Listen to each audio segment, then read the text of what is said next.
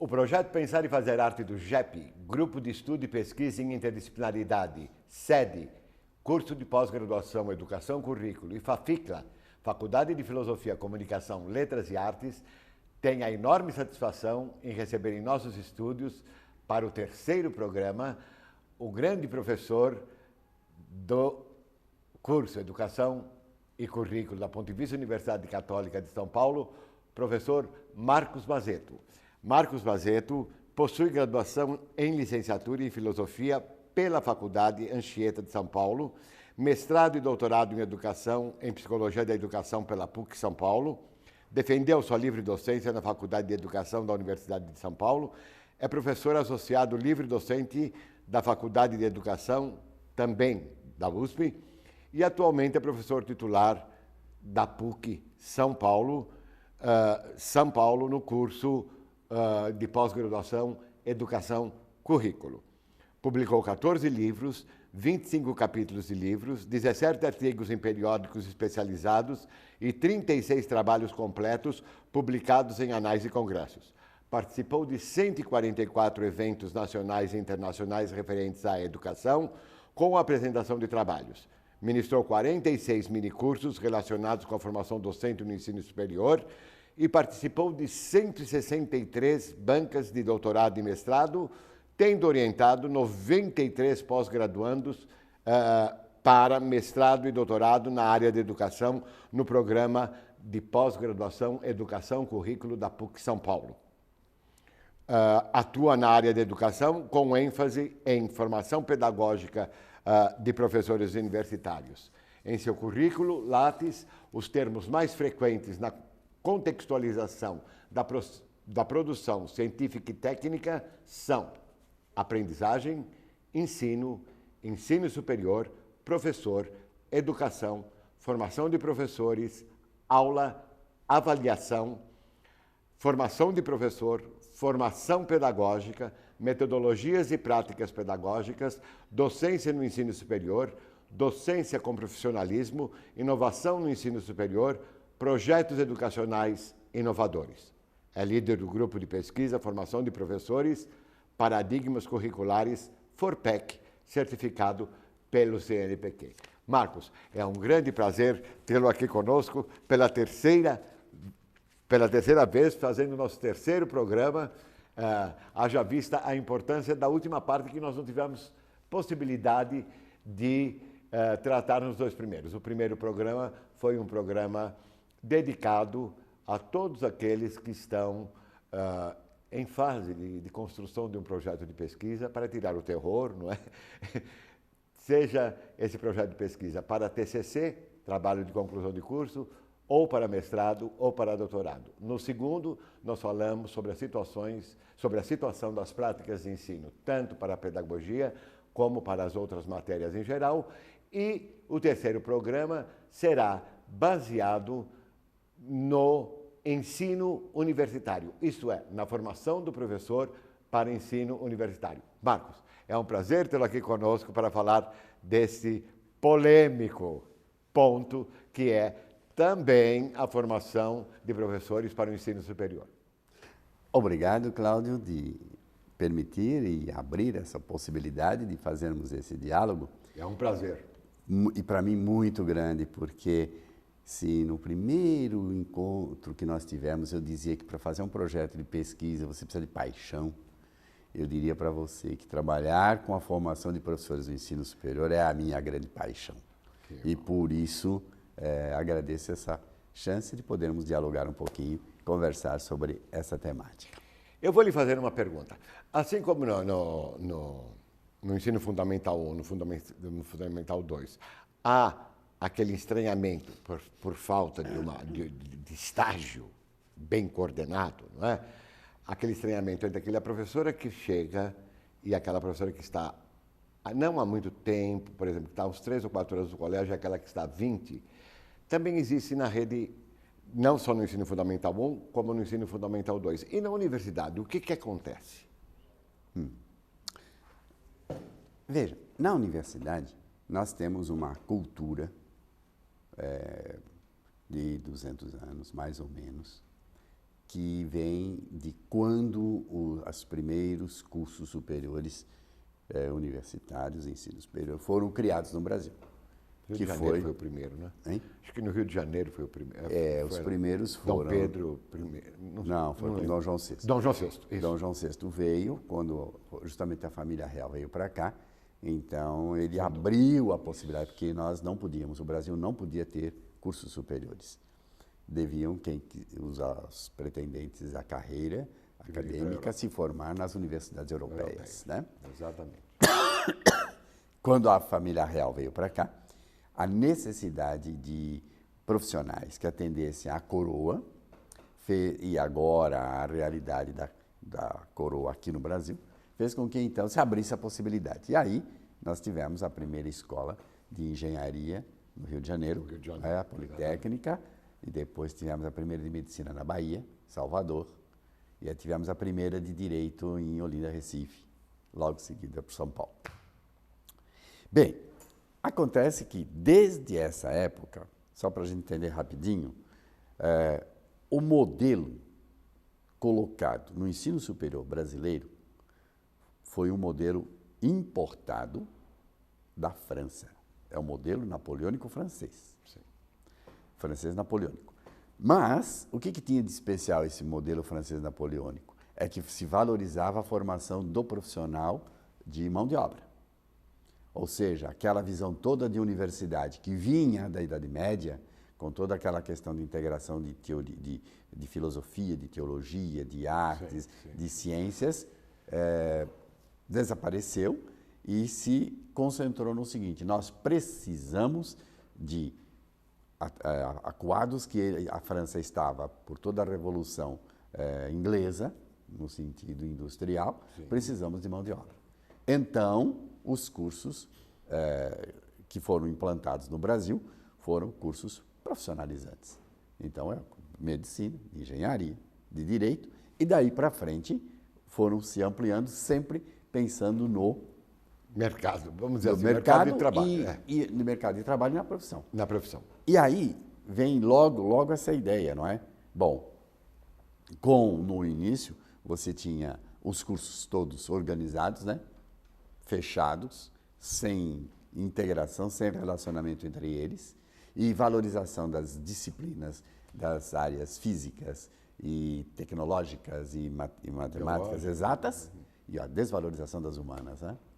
E aí, em seguida, a formação do profissional de bacharel, de engenharia médica, engenheiro médico, etc. Esta organização que existe até hoje no Brasil, até hoje no Brasil, com raras exceções em algumas universidades, ela condicionou o papel do professor. E o professor o que era? Era alguém que dominava um conhecimento teórico, dominava uma prática profissional, e ele era convidado a vir para a universidade para transmitir àqueles alunos o conhecimento teórico daquela profissão e a prática daquela profissão. Portanto, se configurou essa figura. O professor, no ensino superior, basta que ele tenha um conhecimento teórico da área e que ele tenha uma atividade profissional exitosa e ele passa a ser professor da universidade. Mas mudou, não é, Marcos? Mudou o mundo. E esta prática então, mudou? Não mudou. Não mudou. Esse é o problema. Então, se eu pego isso aí que você disse, mudou o mundo e não o ensino superior, antes eu quero pegar um item, que é o seguinte: nesse mundo que veio mudando, a universidade foi mudando no sentido de exigir uma especialização e um conhecimento teórico maior dos seus professores. Então, hoje, se há algum tempo atrás bastava ser bacharel para ser professor na universidade, para transmitir informações teóricas de uma área de conhecimento e práticas profissionais, depois que exigia o mestrado, depois o doutorado, e agora, às vezes, até pós-doc, etc. Mas não mudou a figura. Este professor com pós-doc, ele vem ser professor, seja na pós-graduação ou até na graduação, para transmitir teoria e o conhecimento que ele tem de uma área. E, às vezes, quanto mais titulado ele é, mais fechado ele fica, porque ele resolve especializa o que ele sabe. Ora, isso fez com que se configurasse mais fortemente essa figura do professor. E o mundo mudou. Mudou na área do conhecimento, no acesso do conhecimento, na produção de conhecimento, nas tecnologias que permitem todo esse desenvolvimento na área. Uma interação fabulosa. As profissões mudaram. Totalmente. Se você olha o mundo de hoje, até as profissões tradicionais estão procurando as novas características do perfil para o novo profissional de direito, de engenharia, de administração, etc. E esses de gestão, então, diretores de empresa. Sim. E aí você vê um segundo grupo de profissões que se fazem, que existem hoje, integrando.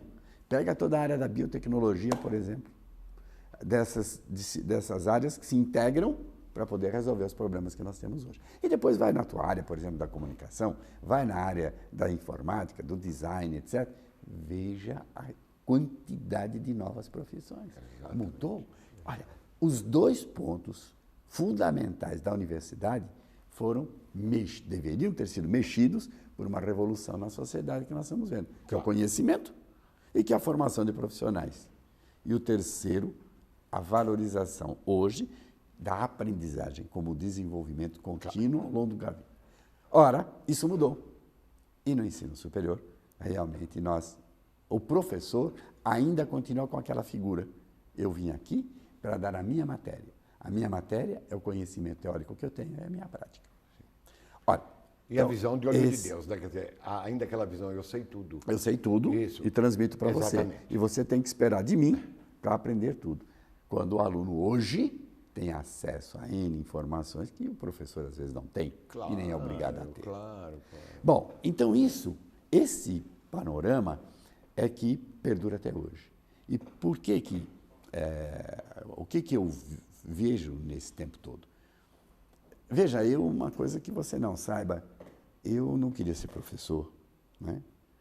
Mas a minha formação era para ser eu queria pretender outras coisas na vida. Tanto é que a minha filosofia foi bacharelado.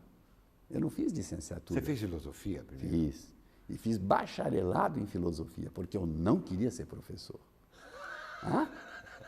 Aí, quando eu me formei, por uma dessas situações de amizade, etc., um professor que era muito meu amigo insistiu que eu ficasse como assistente dele na faculdade.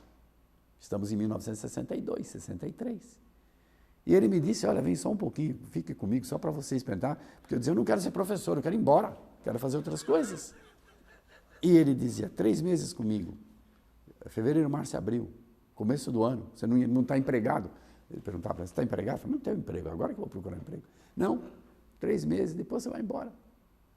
Tá bom, para não romper a amizade, aceitei. E nasceu a paixão? Ainda não. Nasceu o susto, porque quando terminaram os 3 meses, eu fui me despedir dele, ele falou, combinado, vamos nos separar, os planos mudaram, você fique, eu vou embora. E soltou a sala na minha mão. E eu não sabia o que fazer. Bom, isso aí, vamos pular essa parte da história. Em nível universitário? Em nível universitário. Estava dando aula para o 3º ano de filosofia na universidade. Bom, e aí foi. Os meus colegas naquela época diziam para mim, por que você se preocupa? Você sabe a matéria? Claro que sei. Você sabe explicar isso para os seus alunos? Eu falei, sei. Você sabe fazer um quadrinho na lousa e depois explicar para os alunos? Eu falei, sei. Então por que você está criando problema? Faça isso e está resolvido o teu problema. É o que todo mundo faz até hoje? Bom. Professor universitário, de várias matérias. Exato. São da própria matéria, parece corporativismo. Escolhem da matéria para dar a prática de ensino de economia, por exemplo, de direito. É impossível. Exato. Impossível. E aí então que eu comecei a ir atrás, hoje eu diria nas palavras que naquela época eu não sabia. Quais são as competências para você poder ser um professor no ensino superior? E aí começaram as minhas pesquisas, aí veio a paixão. Aí eu me envolvi com um grupo, envolvi aqui com todo o projeto do básico aqui da PUC. Que maravilha, que saudade. E eu, que saudade. Veio uma paixão descobrir a docência, mas agora com uma dimensão diferente, com uma dimensão de profissão. Quer dizer, qualquer profissão exige competências. Para eu ser um bom professor, com profissionalidade, eu preciso ter competências. E quais são essas competências? E aí comecei a estudar, pesquisar. Aí voltei para a universidade e fiz licenciatura em filosofia. Depois fiz mestrado, depois em psicologia educacional, depois o doutorado e depois a livre docência. E aí, rapidinho, para não perder muito tempo, foi pensando nisso e vendo, aqui é o problema, vendo que, de fato, os meus colegas na universidade, em geral, eram excelentes pesquisadores, excelentes no sentido do domínio do conteúdo das suas matérias. Mas, infelizmente, na prática, com a parte pedagógica, deixando muito a desejar. E aí eu me dediquei a trabalhar com a formação pedagógica de professores, mostrando as competências e, principalmente, como é que você precisa trabalhar no ensino superior para que o aluno aprenda. Sim, claro. E não pode ser desse jeito que nós trabalhamos. Então, aí vieram, inclusive, tive chance de me encontrar com muitos grupos de professores no Brasil inteiro, estive em muitas universidades, fiz as minhas pesquisas todas, e aí vieram as publicações que eu fiz também. Isso, eu gostaria Por que exemplo, você mostrasse, olha, Marcos, as publicações algumas publicações que você tem para a formação do professor universitário. Universitário. Inclusive, são publicações que eu escrevi sempre tendo em mente um professor que nunca teve oportunidade na sua vida de participar de algo educacional, mas que ele pudesse ler, entender e, se quisesse, aplicar na aula dele. Sempre, sempre. Eu escrevia para professores, por exemplo, de direito, de medicina, de administração, porque eu trabalhei com todos eles, contadores, psicólogos, etc. Então, comecei a escrever. O primeiro livro que eu escrevi é Competências Pedagógicas do Professor Universitário, né? Esse aqui. Depois, mais para frente, eu vim escrever, produzir um outro que eu acho muito importante, O Professor na Hora da Verdade. Na Hora da Verdade, sim. Esse livro eu achei muito bom porque eu peguei tudo, isso que você está falando continuamente, as práticas pedagógicas e as práticas que o professor do ensino superior poderia desenvolver nas aulas de graduação, como faria. Então eu fiz um livro com 12 capítulos sobre a aula universitária. Só que cada capítulo pega um aspecto da aula e como é que o professor pode trabalhar e que técnicas ele pode usar nessas aulas. Sim. Então, foi o segundo. Bem didático, não é? Bem didático. Bem didático. E o último nessa linha que eu escrevi, que saiu no ano passado... Esse é maravilhoso. Eu aconselharia a todas as pessoas que lidam com o ensino universitário a ler esse livro, porque é realmente fabuloso. Então, a preocupação do professor iniciante no ensino superior. Porque hoje nós estamos vivendo um problema muito sério, que é o seguinte, que está aumentando muito essa situação. O bacharel imediatamente entra para o mestrado, termina o mestrado, emenda o doutorado, termina o doutorado, ele é convidado para dar uma aula, ele dá passa em concurso e ele vai para a aula. Nunca teve nenhuma experiência de professor. Eu não, agora opinião, eu não aceitaria um camarada desse. Pois é, mas é o que está acontecendo e muito. Não deve acontecer. E esse professor, ele fica perdido. O que eu faço? Claro. Não tenho nem ideia. Claro. Porque é ingênuo dizer, alguém que passou tantos anos na universidade conhece de mão cheia o que vai fazer, não conhece. Porque uma coisa é você ser aluno, outra coisa é você ser professor. Ele pode observar aspectos de uma boa aula, do que vem a ser uma aula boa, um professor competente, porque eles sabem, eles não são idiotas natos, eles percebem aqueles que trabalham. Claro. Mas, até se tornar, ficar ali na frente, tem um longo caminho. Longo caminho. Por isso que a gente escreveu aqui nesse livro, né, o professor iniciante no ensino superior, aprender. Primeira atitude. Segundo, atuar. Quer dizer, você tem que aprender o que você tem que fazer, mas você tem que fazer. E na terceira, inovar, né? Porque depois que você atua. Há um terceiro livro que está relacionado ainda com a... Vou deixar. Cuidado com a cadeira, Marcos. Sim. Um terceiro livro que está relacionado, esse tem uma característica muito especial, porque não fui eu que escrevi esse livro. Esse livro eu escrevi um capítulo, mas o título se chama Ensino de Engenharia, Técnicas para Otimização das Aulas. Esse livro foi escrito por um grupo de 13 professores da Politécnica, da Engenharia, que, tendo feito alguns cursos comigo e tendo modificado as suas aulas, resolveram escrever como mudou as aulas e que resultados eles tiveram para socializar entre os seus colegas de engenharia. Então, esse livro eu acho muito interessante. Quer dizer, é uma prova do que repercute, reverbera, o que reverbera dissemina. Exatamente. Não é? E este, por exemplo, também, que é muito lido, eu achei muito interessante, que é sobre as novas tecnologias e mediação pedagógica. Isso é ótimo. E que eu escrevo junto com o Moran. Com Edgar Morin. Não, Zé Manuel Moran. Zé Manuel Moran. Fala sobre tecnologia. Né? Ele tá. E aqui a questão toda é o que se entender por essa nova postura do professor, que não é mais do que sabe, transmitindo para o que não sabe, exatamente, mas ele é um mediador de aprendizagem. Como é que ele ajuda o aluno a aprender? Né? E, já que falamos de projetos inovadores, esse aqui que eu escrevi já há uns 2 anos atrás, é um primeiro livro sobre inovação no ensino superior. Lembra que num primeiro contato que nós tivemos aqui no programa, eu contei para você uma pesquisa que eu tinha feito, exemplificando os passos. Sim. Essa pesquisa é descrita aí. Ele faz parte desse livro. Aqui tem uma parte teórica que a gente construiu e depois tem vários projetos que a gente participou.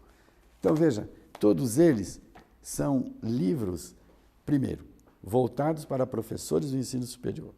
Segundo, que não necessariamente, que não tiveram oportunidade de conhecer alguma coisa de educação, que têm interesse em mudar a sua aula e fazer da sua aula realmente um momento de desenvolvimento, formação de um profissional para os dias de hoje, em qualquer curso que seja. E, por último, que esteja querendo fazer alguma coisa diferente. Eu acredito que eles são escritos numa linguagem que qualquer professor lê e que qualquer professor entende. Assim, inclusive o último, o que você lançou no ano passado... É esse do professor iniciante. O professor iniciante. É uma linguagem maravilhosa, mas que tem tanto insight maravilhoso ali que faz você pensar. Entendeu? Que é mais um estilo de conversa ali.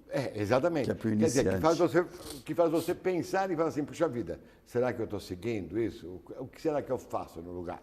Quer dizer, e isso nos deixa muito, vamos dizer assim, muito felizes por ter uma publicação dessa, porque realmente ajuda demais. Por exemplo, eu imagino um professor que vá para uma escola de um determinado órgão e que vai dar aula de didática sem ter visto didática sendo da própria carreira.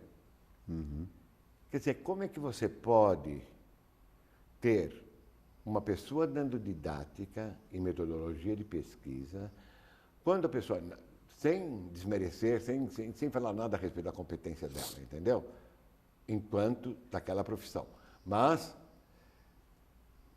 eu não sei como é feito isso, entendeu?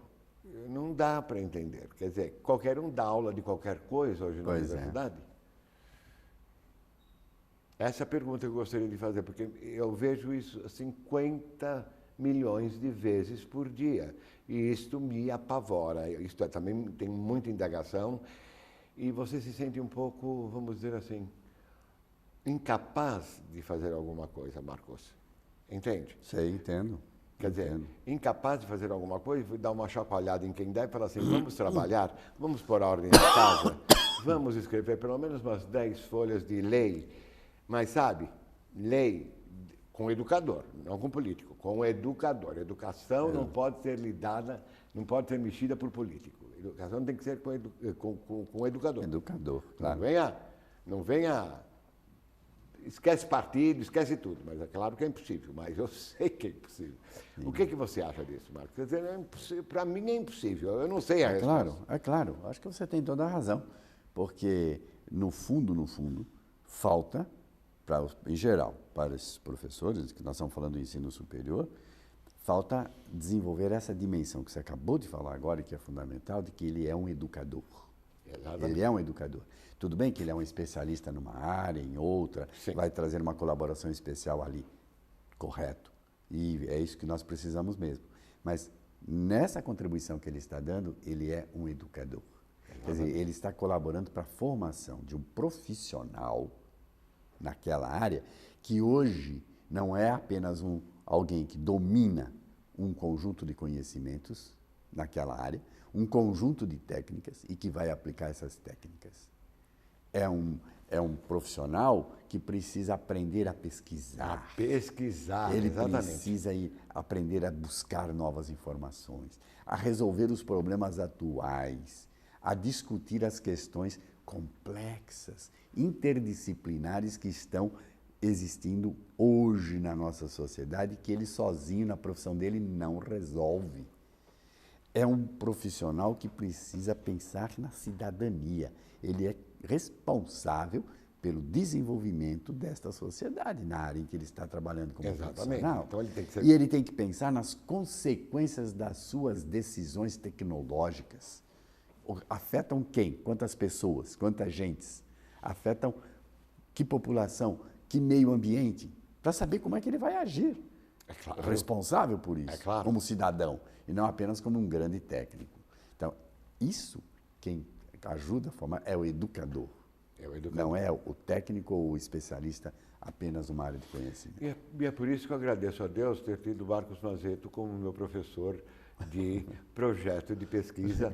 Marcos, eu gostaria de agradecer muitíssimo a sua presença em nossos estúdios. Obrigado. E gostaria de agradecer ao telespectador pela sua audiência. Muito obrigado.